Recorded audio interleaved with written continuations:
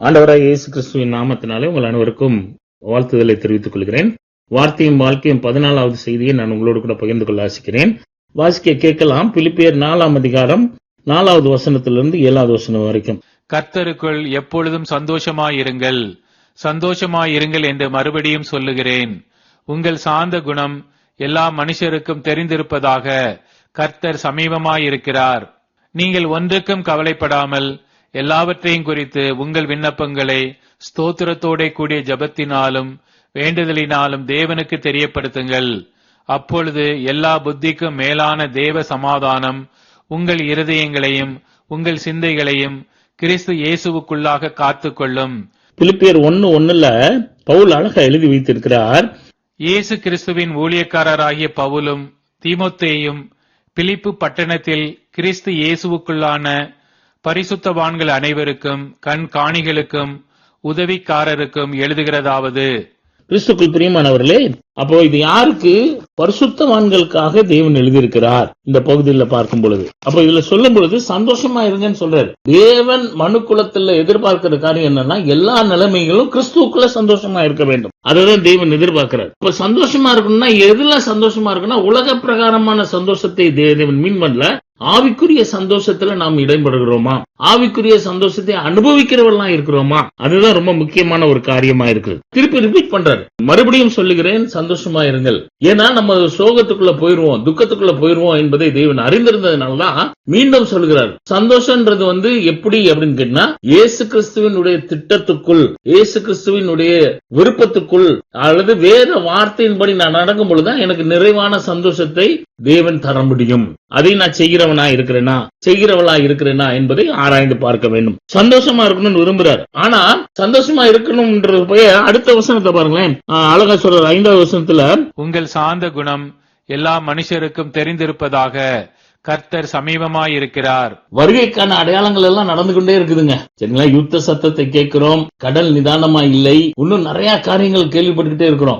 அன்பு தணிந்து போகிறது, இதெல்லாம் நடந்து கொண்டு இருக்குது. மீடியா மூலமா நமக்கு கிடைச்சிக்கிட்டே இருக்குது நியூஸ். அப்போ டிஜிட்டலைஸ் பண்றாங்க, நம்பர்ல நம்ம பேரெல்லாம் நம்பர் ஆகுது. இதெல்லாம் வருகைக்கான அடையாளங்கள் என்று வேதத்தில் எழுதி வைத்ததெல்லாம் நிறைவேறி கொண்டிருக்குது. சமீபமா இருக்குது கர்த்தருடைய வருகை அப்படின்றப்ப நம்ம தேவன் எதிர்பார்க்கிறது என்னன்னா, கிறிஸ்துவின் சாந்தத்தை நான் வெளிப்படுத்துகிறேனா என்னுடைய வாழ்க்கையில, என்னுடைய குடும்பத்துல, என்னுடைய பணி செய்யற இடத்துல, என் கூட படிக்கிறவங்கிட்ட நான் அது சாந்த குணத்தை வெளிப்படுத்துகிறேன்னா, கிறிஸ்துவின் சாந்தத்தை அழகா ஆண்டவர் எழுதி வைத்திருக்கிறாங்க. மோசையை குறித்து பார்க்கும் பொழுது, அவன் சாந்த குணம் உள்ளவனாய் இருந்தான் என்று சொல்லியிருக்கு. ஒரு கொலைகாரனையே தேவன் சாந்த குணம் உள்ளவனாய் மாத்தினார். உங்களை மாத்த மாட்டாரா? கண்டிப்பா மாத்துவார். சரிங்களா? எப்ப தேவ வார்த்தைக்கு நம்ம கீழ்ப்படிந்து தேவ அன்பு நமக்குள்ள இருக்கும் பொழுது, ரோமர் 5:5 அழகா தேவன் எழுதி வச்சிருக்கார். எப்ப இயேசு கிறிஸ்து தான் எனக்கு ஆண்டவர் நான் முடிவு பண்ணிட்டேனோ, அப்பவே தேவ அன்பு என் இருதயத்தில் ஊற்றப்படுது. இருதயத்தில் அன்பு இருந்துச்சுன்னு சொன்னா சாந்த குணம் வெளியரங்கமா ஆக வேண்டும். அதுதான் தேவன் எதிர்பார்க்கிறார்.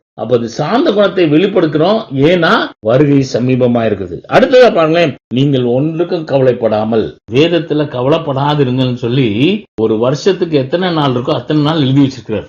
ஏன் அப்படின்னா, மனுஷன் கவலைப்பட்டுக்கிட்டே இருப்பான், மனுஷி கவலைப்பட்டுக்கிட்டே இருப்பான். தேவன் எதிர்பார்க்கிறதுனா கவலைப்படாதிருங்கள். கவலைப்படாம இருக்கிறதுன்றது வாயினில இருந்து வரக்கூடாதுங்க, இருதயத்தில இருந்து வரணும். ஆனா ஒரு கடினமான பாதையில நம்ம கடந்து போகும் பொழுது, ஒரு வேதனை நிறைந்த பாதையில இருக்கும் பொழுது கவலைப்படாம இருக்க முடியாது. நம்ம என்ன செய்யலாம் அப்படின்னு சொல்லி கேட்டீங்கன்னா, அந்த நேரத்துலதான் நீங்கள் கவலைப்படாமலும் எல்லாவற்றையும் குறித்துனா இதுக்கு முன்னாடி நடந்த சம்பவங்கள் எல்லாத்தையும் குறித்து ஸ்தோத்திரம் பண்ணி துதியை ஏறெடுக்க வேண்டும். கவலை வர நேரம்லாம், ஆண்டவரே நான் கடந்து வந்த பாதையை நான் நினைத்து பார்க்கிறேன், எவ்வளவு அருமையா என்னை நடத்திருக்கிறீர், ஒவ்வொரு காலகட்டத்திலையும் எப்படிலாம் நடத்திருக்கிறீங்க. ஒருவேளை நம்ம இஸ்ரவேல் ஜனங்களை சொல்லலாம், அடிமைத்தனத்திலிருந்து மீட்டு வரப்ப ஏகப்பட்ட பிரச்சனை, தண்ணி இல்ல, ஈத்தாப்புல செங்கடல் வந்து நின்னுச்சு, உணவு இல்ல, இந்த மாதிரி காரியங்கள்லாம் இருக்கும் பொழுது ஒவ்வொன்னே கடக்க பண்ணாரு தேவன். கடந்து வரவங்க, ஆனா ஒவ்வொரு நேரமும் இவங்களுடைய மனநிலை எப்படி இருந்துச்சு, தேவனுக்கு விரோதமா பேசுகிற காரியமா இருக்கு. ஆனா நம்ம அப்படி செய்யக்கூடாதுங்க. நமக்கு பிரச்சனை இருக்கதான் செய்யும். கிறிஸ்துவை ஏற்றுக்கொண்டவர்கள் பிரச்சனைக்குள்ள போவார்கள். திடன் கொள்ளுங்கள், நான் உலகத்தை ஜெயித்தேன் என்றுதான் தேவன் சொல்றார். நம்ம வார்த்தையில திடன் கொள்ளுகிறவர்களா இருக்கிறோமா என்பதை பார்க்கணும். ஸ்தோத்திரத்தோடு கூடிய ஜெபத்தினாலும் வேண்டுதலினாலும், ஜெபமும் வேண்டுதலும் ஒண்ணுதான். சரியா? ஜெபத்தினாலும் வேண்டுதலும் தேவனுக்கு தெரியப்படுத்தணும். ஐயா எனக்கு இந்த பிரச்சனை வந்துருச்சு, ஒரு வியாதி படுக்கையில இருக்கிறீங்கன்னு வச்சுக்கோங்களேன், ஆண்டவரே ஏன்னு கேட்கறத விட்டுட்டு, அப்பா இதுல உமது கிருபை தாங்கட்டும், கிருபை தாங்கட்டும். பவுலே அதாங்க சொல்லிருக்காரு.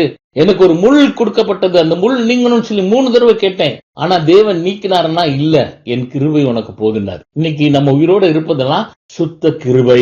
நான் நிர்மூலமாக இருப்பது அவருடைய கிருபையே என்று எழுதி வைத்திருக்கிறார். முள் இருக்கும், ஆனா அதுல கிருபை தாங்கும். அதான் தேவ கிருபை. கவலைப்படாமல் விண்ணப்பத்தை ஸ்தோத்திரக்கூடிய ஜபத்தினாலும் வேண்டுதனாலும் தேவனுக்கு தெரியப்படுத்தினோம்னா, அப்ப தேவன் என்ன செய்யறாரு?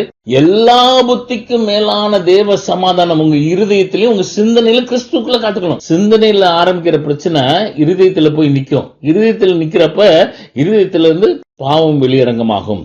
வேத வசனம் சொல்லி எல்லா புத்திக்கும் மேலான தேவ சமாதானம் வரும். எப்போ வரும்? வேதத்தை நேசிக்கிறவர்களுக்கு மிகுந்த சமாதானம் சொல்லி சங்கீதம் 119, 165 சொல்லியிருக்கிறார் தாவீது. வேதத்தை நேசிக்கிறவங்க சாதாரண சமாதானம் இல்ல, மிகுந்த சமாதானம் உண்டு என்று சொல்லியிருக்கிறார். ஆனா அந்த சமாதானத்தை அனுபவிக்க வேண்டுமானால் நம்ம உறவு எப்படி இருக்கு தேவனோடு கூட? எல்லா புத்திக்கும் மேலான தேவ சமாதானம் கிடைக்கும். மிச்சவங்களுக்கும் நமக்குள்ள வித்தியாசமே அதாங்க. பிரச்சனை இருக்குது, பிரச்சனையை ஃபேஸ் பண்ணிட்டு இருக்கிறோம், ஆனா நம்ம இருதயத்துக்குள்ள சமாதானம் இருக்கும். எப்ப தேவனுடைய வார்த்தையை பிடித்துக் கொண்டு தேவனுக்காக வாழுகிறோம், தேவனுடைய சித்தத்தின்படி வாழுகிறோம், தேவனுக்கு பிரியமானது செய்யணும்ன்ற எண்ணத்துல இருக்கிறோம், வார்த்தையை பிடிச்சு கொண்டு ப்ரொக்ளைம் பண்ணிட்டு இருக்கிறோம், வார்த்தையை பிடிச்சு கொண்டு அபியாசித்துக் கொண்டு இருக்கிறோம். அந்த வார்த்தை எனக்கு சொந்தமானது, நீங்க கொடுத்தீங்களே ஆண்டவரே, இந்த வார்த்தை மூலமா எனக்கு விடுதலை வேணும், விடுதலை வேணும், விடுதலை வேணும்னு சொல்லி தேவனை துதித்துக் கொண்டே இருக்கணும். அவர் நாமங்களை சொல்லி துதித்துக் கொண்டே இருக்கும் பொழுது அந்த விடுதலையை அனுபவிக்கிறவர்களா இருப்போம். எப்படி? கிறிஸ்துவுக்குள். அப்போ தேவன் நமக்கு விடுதலை தருவதற்கு ஆயத்தமா இருக்கிறார். அதுக்குதான் துதியை கொடுத்திருக்காரு. அவரே சொல்லி வச்சிருக்காரு, இந்த ஜனத்தை எனக்கு இருப்பது இவர்களின் துதியை சொல்லி வருவார்கள். துதியை சொல்லிட்டே இருந்தோம்னா பிசாசு நம்மளை விட்டு அகண்டு போய்கிட்டே இருப்பான். துதிக்காத நேரம் பிசாசு வந்துகிட்டே இருப்பான். துதிக்க துதிக்க பிசாசு நம்மளை விட்டு விலகி போயிட்டே இருப்பான். நம்ம என்ன செய்ய வேண்டும்? விண்ணப்பத்தை ஸ்தோத்திரத்தோடு கூடிய ஜபத்தினாலும் வேண்டுதலினாலும் தேவனுக்கு தெரிவிப்பதுனா எல்லா புத்திக்கும் மேலான தேவ சமாதானம் உங்க இருதயத்தை உங்க சிந்தனை கிறிஸ்துக்குள் காத்துக்கொள்ளப்படும். காத்துக்கொள்வதே என்று சொல்ற தேவன் இடத்துல ஸ்தோத்திரத்தோடு கூட ஜபத்தினாலும் வேண்டுதலினாலும் தேவனுக்கு தெரியப்படுத்தோம்னா நல்லது. அவர் நம்மளை வழி நடத்துவார். நம்ம எப்படிங்க இருக்கிறோம்? நம்மளை நாம ஆராய்ந்து பார்க்கிறோமா? இந்த வசனத்துல எல்லாம் நம்ம வாழ்க்கையில கை கொள்ளணும்னு சொல்லி தேவன் எதிர்பார்க்கிறாரு. வார்த்தையும் வாழ்க்கைன்ற செய்தியை எதுக்குன்னா, வார்த்தையை என் வாழ்விலே நடைமுறைப்படுத்துவதற்காக, உதவி செய்வதற்காக அந்த செய்தியை கொடுக்கப்படுகிறது. இப்போ அதை செய்கிறவர்களா இருக்கிறோமா? நம்மளை நாம ஆராய்ந்து பார்க்கலாம்.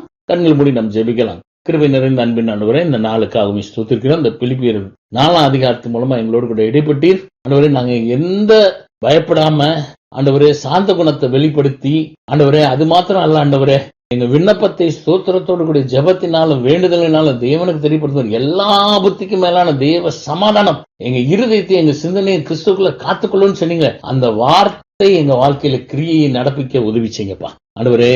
எங்களை உமது கிருபையினால நடத்துங்க, காத்துக்கொள்ளுங்க. இயேசுவின் நாமத்தினாலே வேண்டுதல் செய்யறோம் நல்ல பிதாவே, ஆமேன். அகஸ்டஸ் அகாபே கவுன்சிலிங் மினிஸ்ட்ரி, ஏதாவது ஜெப தேவைகளுக்கோ இல்ல உங்களுடைய கவுன்சிலிங்கோ என்னை அணுகலாம். Thank you. God bless you. Amen.